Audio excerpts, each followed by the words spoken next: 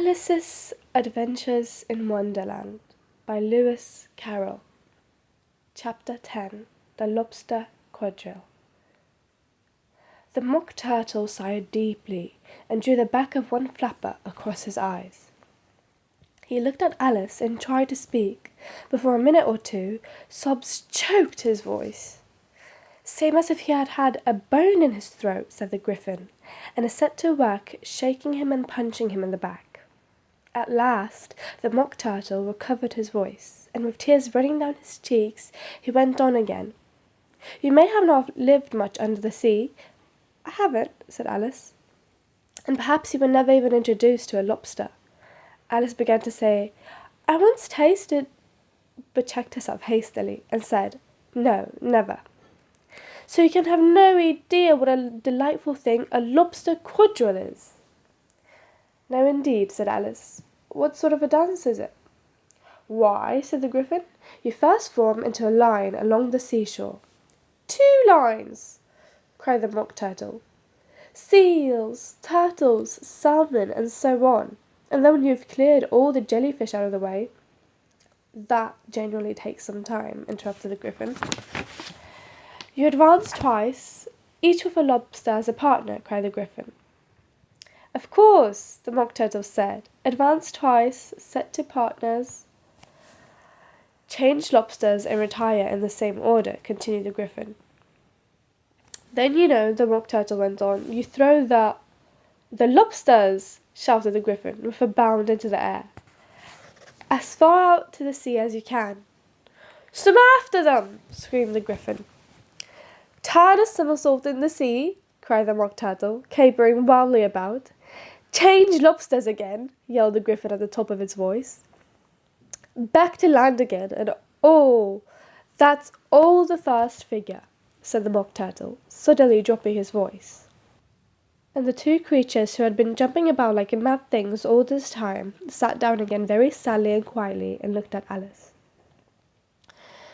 "It must be a very pretty dance," said Alice timidly. "Would you like to see a little of it?" said the Mock Turtle. "Very much indeed," said Alice. "Come, let's try the first figure," said the Mock Turtle to the Gryphon. "We can do it without lobsters, you know. Which shall sing?" "Oh, you sing," said the Gryphon. "I've forgotten the words."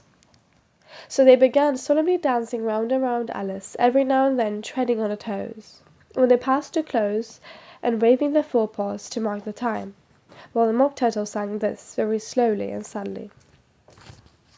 "Will you walk a little faster?" said a whiting to a snail. "There's a porpoise close behind us, and he's treading on my tail.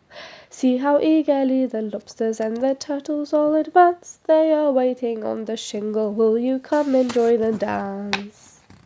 Will you, won't you, will you, won't you, will you join the dance? Will you, won't you, will you, won't you join the dance?" You can really have no notion how delightful it will be when they take us up and throw us with the lobsters out to sea. But the snail replied, too far, and gave a look askance. Said he'd thank the whiting kindly, but he would not join the dance. Would not, could not, would not join the dance. Would not, could not join the dance. "What matter is it how far we go?" his scaly friend replied. "There's another shore, you know, upon the other side. The further off from England, the nearer is to France. Then turn not pale, beloved snail, but come and join the dance. Will you, won't you, will you, won't you, will you join the dance? Will you, won't you, will you, won't you join the dance?" "Thank you. It's a very interesting dance to watch," said Alice, feeling very glad that it was over at last. "And I do so like that curious song about the whiting." "Oh, as to the whiting," said the Mock Turtle, you've seen them, of course." "Yes," said Alice, "I've often seen them at Din." She checked herself hastily. "I don't know where Din may be," said the Mock Turtle, "but if you've seen them so often, of course you know what they're like." "I believe so," said Alice replied thoughtfully. "They have their tails in their mouths, and they're all over crumbs." "You're wrong about the crumbs," said the Mock Turtle. "Crumbs would all wash off in the sea. but they have their tails and their mouths, and the reason is... Here the Mock Turtle yawned and shut his eyes. Tell her about the reason and all that, he said to the Griffin. The reason is, said the Griffin, that they would go with the lobsters to the dance. So they got thrown out to sea, so they had to fall a long way, so they got their tails fast in their mouth. They couldn't get them out again, that's all. Thank you, said Alice. It's very interesting. I've never known so much about a whiting before. I can tell you more than that if you like, said the Griffin. Do you know why it's called a whiting? I never thought about it, said Alice. Why? It does the boots and shoes, the Griffin replied very solemnly. Alice was thoroughly puzzled. Does the boots and shoes? She repeated in a wondering tone. Why, what are your shoes done with? Said the Griffin. I mean, what makes them so shiny? Alice looked down at them and considered a little before she gave her own answer. They're done with blacking, I believe. Boots and shoes under the sea, the Griffin went on in a deep voice, are done with whiting. Now you know. And what are they made of? Alice asked in a tone of great curiosity. Soles and eels, of course, the Griffin replied, rather impatiently. Any shrimp could have told you that. If I'd been the whiting, said Alice, whose thoughts were still running on the song, I'd have said to the porpoise, keep back, please, we don't want you with us. They were obliged to have him with them, the Mock Turtle said. No wise fish would go anywhere without a porpoise. Wouldn't it really? Said Alice, in a tone of great surprise. Of course not, said the Mock Turtle. Why, if a fish came to me and told me he was going on a journey, I should say, with what porpoise? Don't you mean purpose? Said Alice. I mean what I say, the Mock Turtle replied in an offended tone, and the Griffin added, Come, let's hear some of your adventures. I could tell you my adventures, beginning from this morning, said Alice a little timidly, but it's no use going back to yesterday, because I was a different person then. Explain all that, said the Mock Turtle. No, the adventures first, said the Griffin in an impatient tone. Explanations take such a dreadful time. So Alice began telling them her adventures from the time when she first saw the white rabbit. She was a little nervous about it, just at first. The two creatures got so close to her on each side and opened their eyes and mouths so very wide. But she gained courage as she went on. Her listeners were perfectly quiet till she got to the part about her repeating, You are old, Father William, to the caterpillar, and the words all coming different. And then the Mock Turtle drew a long breath and said, That's very curious. It's all about as curious as it can be, said the Griffin. It all came different, the Mock Turtle replied thoughtfully. I should like to hear her try and repeat something now. Tell her to begin. He looked at the Griffin as if he thought it had some kind of authority over Alice. Stand up and repeat. This is the voice of the sluggard, said the Griffin. How the creatures order one about and make one repeat lessons, thought Alice. I might just as well be at school at once. However, she got up and began to repeat it, but her head was so full of the lobster quadrille that she hardly knew what she was saying, and the words came very queer indeed. This is the voice of the lobster, I heard him declare. You have baked me too brown, I must sugar my hair. As the duck with its eyelids, so he with his nose trims his belts and his buttons, and turns out his toes. When the sands are all dry, he is gay as a lark, and will talk in contemptuous tones of the shark. But when the tide rises and sharks are around, his voice has a timid and tremulous sound. That's different from what I used to say when I was a child, said the Griffin. Well, I never heard it before, said the Mock Turtle, but it sounds uncommon nonsense. Alice said nothing. She had sat down with her face in her hands, wondering if anything would ever happen in a natural way again. I should like to have it explained, said the Mock Turtle. She can't explain it, said the Griffin hastily. Go on with the next verse. But about his toes, the Mock Turtle persisted. How could he turn them out with his nose, you know? It's the first position in dancing, Alice said, but she was dreadfully puzzled by the whole thing, and longed to change the subject. Go on with the next verse, the Griffin repeated. It begins, I passed by his garden. Alice did not dare to disobey, though she felt sure it would all come out wrong, and she went on in a trembling voice. I passed by his garden, and marked with one eye how the owl and the panther were sharing a pie. The panther took pie crust and gravy and meat, while the owl had the dish as its share of the treat. When the pie was all finished, the owl, as a boon, was kindly permitted to pocket the spoon, while the panther received a knife and fork with a growl, and concluded the banquet by— "What is the use of repeating all that stuff?" the Mock Turtle interrupted, "if you don't explain it as you go on? It's by far the most confusing thing I ever heard." "Yes, I think you'd better leave off," said the Gryphon, and Alice was only too glad to do so. "Shall we try another figure of the lobster quadrille?" the Gryphon went on, "or would you like the Mock Turtle to sing you another song?" "Oh, a song, please, if the Mock Turtle would be so kind," Alice replied, so eagerly that the Gryphon said, in a rather offended tone, "Humph! No accounting for tastes.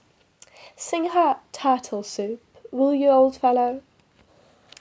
The Mock Turtle sighed deeply, and began in a voice choked with sobs to sing this.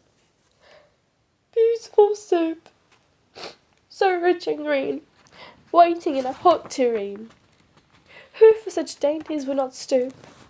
Soup of the evening, beautiful soup, soup of the evening, beautiful soup. Beautiful soup, beautiful soup, soup of the evening, beautiful, beautiful soup. Beautiful soup, who cares for fish, game, or any other dish? Who would not give all else for 2 pennyworth only of the beautiful soup? Pennyworth only of beautiful soup. Beautiful soup, beautiful soup, soup of the evening. Beautiful, beautiful soup."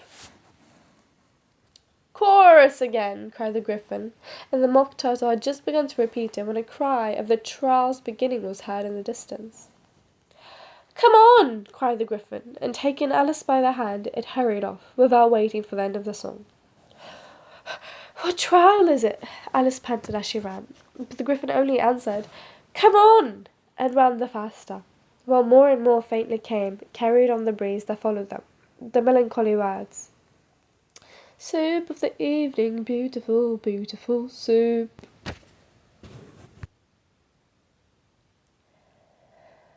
Chapter 11. Who Stole the Tarts? The King and Queen of Hearts were seated on the throne when they arrived, with a great crowd assembled all about them. All sorts of little birds and beasts, as well as the whole pack of cards. The knave was standing before them in chains, with a soldier on each side to guard him, and near the king was the white rabbit, with a trumpet in one hand and a scroll of parchment in the other. In the very middle of the court was a table, with a large dish of tarts upon it. They looked so good that it made Alice quite hungry to look at them. I wish they'd get the trial done, she thought, and hand round the refreshments. But there seemed to be no chance of this, so she began looking at everything about her to pass away the time. Alice had never been in a court of justice before, but she had read about them in books, and she was quite pleased to find that she knew the name of nearly everything there. "That's the judge," she said to herself, "because of his great wig." The judge, by the way, was the king, and as he wore his crown over the wig, look at the frontispiece if you want to see how he did it, he did not look at all comfortable, and it was certainly not becoming. "And that's the jury box," thought Alice. "And those 12 creatures," she was obliged to say creatures, you see, because some of them were animals, and some were birds, "I suppose they are the jurors," she said, this last word 2 or 3 times over to herself, being rather proud of it. For she thought, and rightly too, that very few little girls of her age knew the meaning of it all. However, jurymen would have done just as well. The 12 jurors were all writing very busily on slates. "What are they doing?" Alice whispered to the Gryphon. "They can't have anything to put down yet before the trial's begun." "They're putting down their names," the Gryphon whispered in reply, "for fear they should forget them before the end of the trial."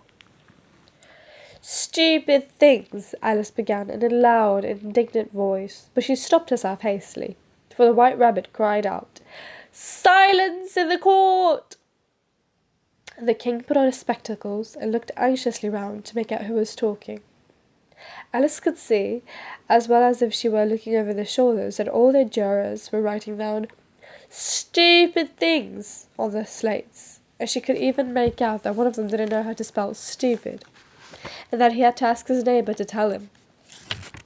A nice muddle their slates will be in before the trial's over, thought Alice. One of the jurors had a pencil that squeaked.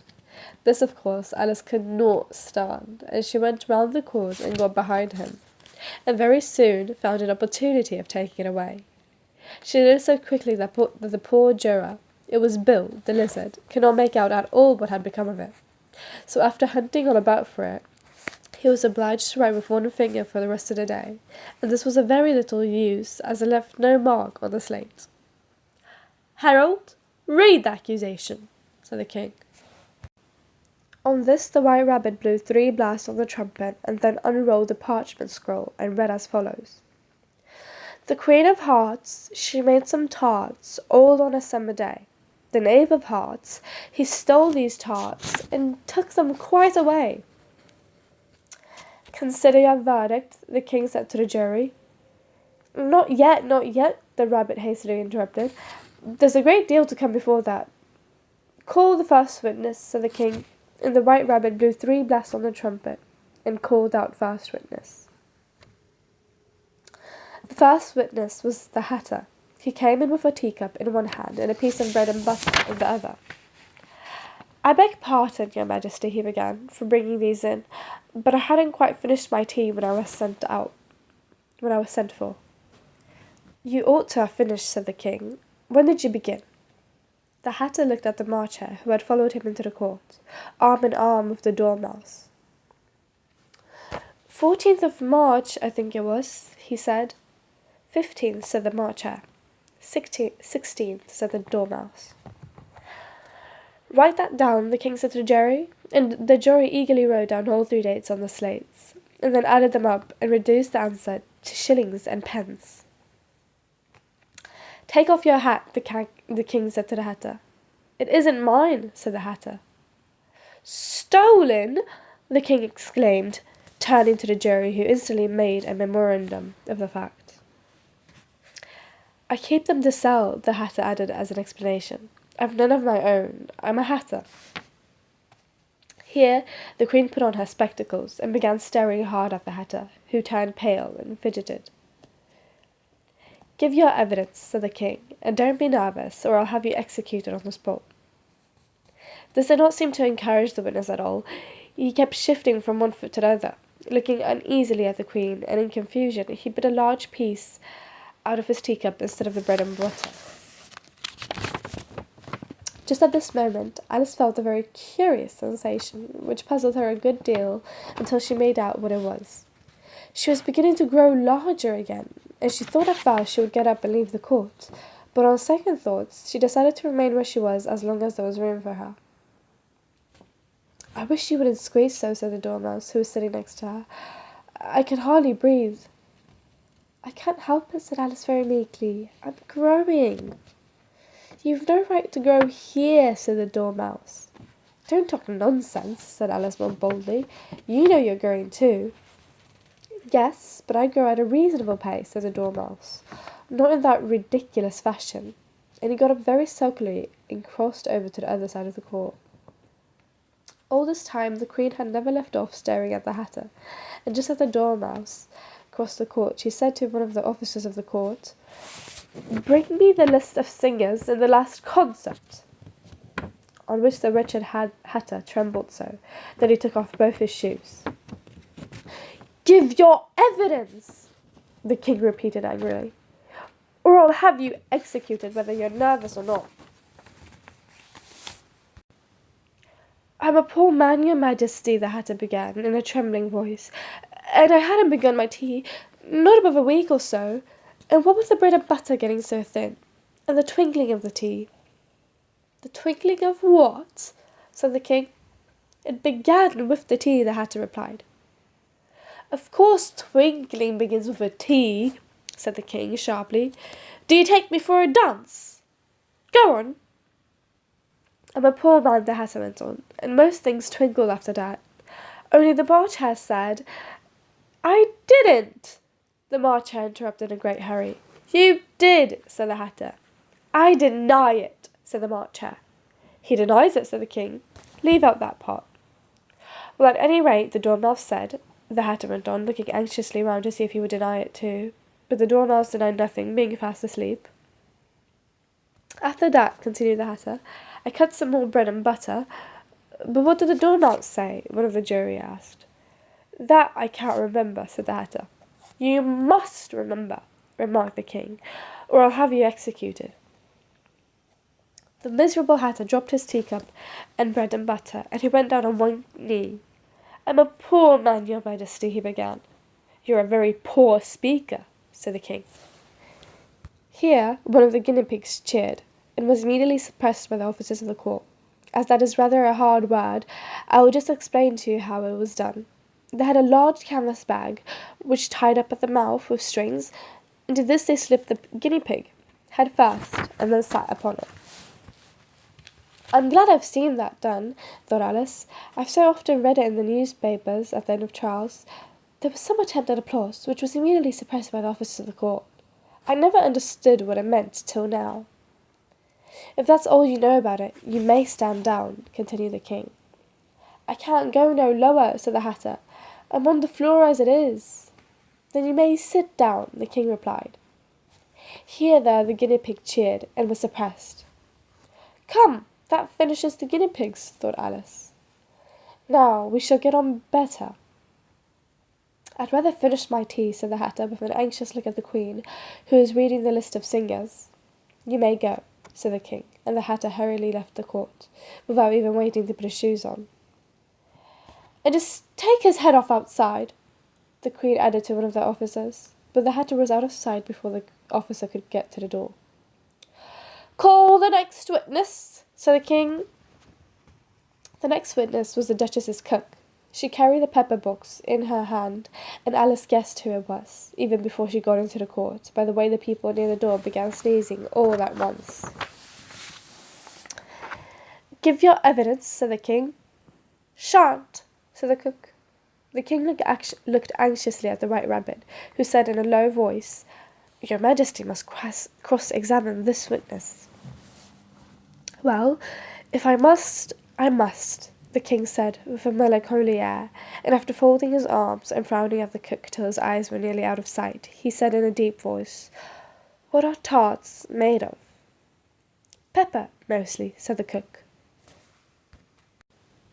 Treacle, said a sleepy voice behind her. Collar that dormouse! The Queen shrieked out. Behead that dormouse! Turn that dormouse out of court! Suppress him! Pinch him! Off with his whiskers! For some minutes the whole court was in confusion, getting the dormouse turned out. And by the time they had settled down again, the cook had disappeared. Never mind, said the King with an air of great relief. Call the next witness, and he added in an undertone to the Queen, Really, my dear, you must cross-examine the next witness. It quite makes my forehead ache. Alice watched the White Rabbit as he fumbled over the list, feeling very curious to see what the next witness would be like. For they haven't got much evidence yet, she said to herself. Imagine her surprise when the White Rabbit read at the top of his shrill little voice the name Alice! Chapter 12. Alice's Evidence. Here! Cried Alice, quite forgetting in the flurry of the moment how large she had grown in the last few minutes. And she jumped up in such a hurry that she tipped over the jury box with the edge of her skirt, upsetting all the jurymen onto the heads of the crowd below. And there they lay sprawling about, reminding her very much of a globe of goldfish she had accidentally upset the week before. Oh, I beg your pardon, she exclaimed in a tone of great dismay, and began picking them up again as quickly as she could, for the accident of the goldfish kept running in her head, and she had a vague sort of idea that they must be collected at once and put back into the jury box, or they would die. The trial cannot proceed, said the king in a very grave voice, until all the jurymen are back in their proper places. All, he repeated with a great emphasis, looking hard at Alice as he said so. Alice looked at the jury box and saw that in her haste she had put the lizard in head downwards, and the poor little thing was waving its wail about in a melancholy way. Being quite unable to move, she soon got it out again and put it right. Not that it signifies much, she said to herself. I should think it would be quite as much use in the trial one way up as the other.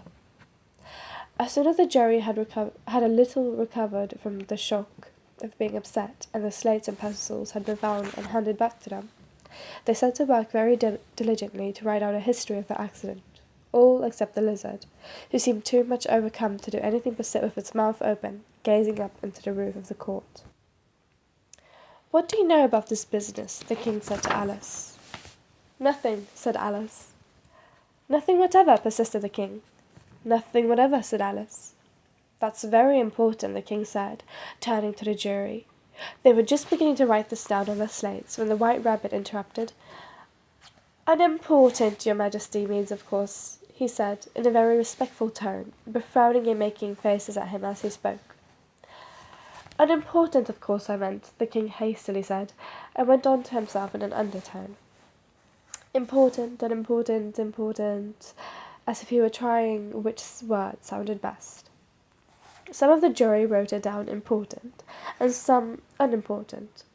Alice could see this, as she was near enough to look over the slates. But it doesn't matter a bit, she thought to herself. At this moment, the king, who had been for some time busily writing in his notebook, called out, Silence! And read out from his book. Rule 42. All persons more than a mile high to leave the court. Everybody looked at Alice. I'm not a mile high, said Alice. You are, said the king. Nearly 2 miles high, added the queen. Well, I shan't go at any rate, said Alice. Besides, that's not a regular rule. You invented it just now. It's the oldest rule in the book, said the king. Then it ought to be number 1, said Alice. The king turned pale and shut his notebook hastily. Consider your verdict, he said to the jury in a low, trembling voice. There's more evidence to come yet. Please, your majesty, said the White, jumping up in a great hurry. This paper had just been picked up. What's in it? Said the queen. I haven't opened it yet, said the White Rabbit, but it seems to be a letter written by the prisoner to somebody. It must have been that, said the king, unless it was written to nobody, which isn't unusual, you know. Who is it directed to? Said one of the jurymen. It isn't directed at all, said the White Rabbit. In fact, there's nothing written on the outside. He unfolded the paper as he spoke, and added, It isn't a letter, after all. It's a set of verses. Are they in the prisoner's handwriting? Asked another of the jurymen. No, they're not, said the White Rabbit. And that's the queerest thing about it. The jury all looked puzzled. He must have imitated somebody else's hand, said the king. The jury all brightened up again. Please, your majesty, said the knave. I didn't write it, and they can't prove that I did. There's no name signed at the end. If you didn't sign it, said the king, that only makes the matter worse. You must have meant some mischief, or else you'd have signed your name like an honest man. There was a general clapping of hands at this. It was the first really clever thing the king had said that day. That proves his guilt, of course, said the queen. So, off with... It doesn't prove anything of the sort, said Alice. Why, you don't even know what they're about. Read them, said the king. The White Rabbit put on his spectacles. Where shall I begin? Please, your majesty, he asked. Begin at the beginning, the king said very gravely, and go on till you come to the end. Then stop. There was a dead silence in the court, whilst the White Rabbit read out these verses. They told me you had been to her, and mentioned me to him. She gave me a good character, but said I could not swim. He sent them the word I had not gone. We know it to be true. If she should push the matter on, what would become of you? I gave her 1, they gave him 2. You gave us 3 or more. They all returned from him to you, though they were mine before. If I or she, should chance to be involved in this affair, he trusts to you to set them free, exactly as we were. My notion was that you had been, before she had this fit, an obstacle that came between him and ourselves and it. Don't let him know she liked them best, for this must ever be a secret kept from all the rest, between yourself and me. That's the most important piece of evidence we've heard yet, said the king, rubbing his hands. So now let the jury... If any one of them can explain it, said Alice. She had grown so large in the last few minutes that she wasn't a bit afraid of entrapping him. I'll give him a 6pence. I don't believe there's an atom of meaning in it. The jury all wrote down on their slates. She doesn't believe there's an atom of meaning in it, but none of them attempted to explain the paper. If there's no meaning in it, said the king, that saves a world of trouble, you know, as we needn't try to find any. And yet I don't know, he went on, spreading out the verses on his knee, and looking at them with one eye. I seem to see some meaning in them after all. Said I could not swim. You can't swim, can you? He added, turning to the knave. The knave shook his head sadly. Do I look like it? He said, which he certainly did not, being made entirely of cardboard. All right, so far, said the king, and he went on muttering over the verses to himself. We know it to be true, that's the jury, of course. If she should push the matter on, that must be the queen. What would become of you? What indeed? I gave her 1, they give him 2. Why, they must be what he did with the tarts, you know. But it goes on, they all returned from him to you, said Alice. Why, there they are, said the king triumphantly, pointing to the tarts on the table. Nothing can be clearer than that. Then again, before she had this fit. You never had fits, my dear, I think, he said to the queen. Never, said the queen, furiously throwing an inkstand at the listener as she spoke. The unfortunate little Bill had left off writing on her slate with one finger, as he found it made no mark, but he now hastily began again, using the ink that was trickling down his face as long as it lasted. Then the words don't fit you, said the king, looking round the court with a smile. There was a dead silence. It's a pun, the king added in an angry tone, and everybody laughed. Let the jury consider their verdict, the king said for about the 20th time that day. No, no, said the queen. Sentence first, verdict afterwards. Stuff and nonsense, said Alice loudly. The idea of having the sentence first. Hold your tongue, said the queen, turning purple. I won't, said Alice. Off with her head, the queen shouted at the top of her voice. Nobody moved. Who cares for you, said Alice. She had grown to her full size by this time. You're nothing but a pack of cards. At this, the whole pack rose up into the air and came flying down upon her. She gave a little scream, half of fright and half of anger, and tried to beat them off, and found herself lying on the bank with her head in the lap of her sister, who was gently brushing away some dead leaves that had flattened down from the trees upon her face. Wake up, Alice dear, said her sister. Why, what a long sleep you've had. Oh, I've had such a curious dream, said Alice, and she told her sister, as well as she could remember them, all these strange adventures of hers that you have just been reading about. And when she had finished, her sister kissed her and said, It was a curious dream, dear. Certainly. But now run into your tea. It's getting late. So Alice got up and ran off, thinking while she ran, as well she might, what a wonderful dream it had been. But her sister sat still, just as she left her, leaning her head on her hand, watching the setting sun, thinking of little Alice and all her wonderful adventures, till she, too, began dreaming after a fashion, and this was her dream. First, she dreamed about little Alice herself. Once again, the tiny hands were clasped upon her knee, and the bright, eager eyes were looking up into hers, and she could hear the very tones of her voice, and see that queer little toss of her head to keep back the wandering hair that would always get into her eyes. And still, as she listened, or seemed to listen, the whole place around her became alive with the strange creatures of her little sister's dreams. The long grass rustled at her feet as the white rabbit hurried by. The frightened mouse splashed his way through the neighbouring pool. She could hear the rattle of the teacups as the March Hare and his friends shared their never-ending meal, and the shrill voice of the Queen ordering off her unfortunate guest to executioners.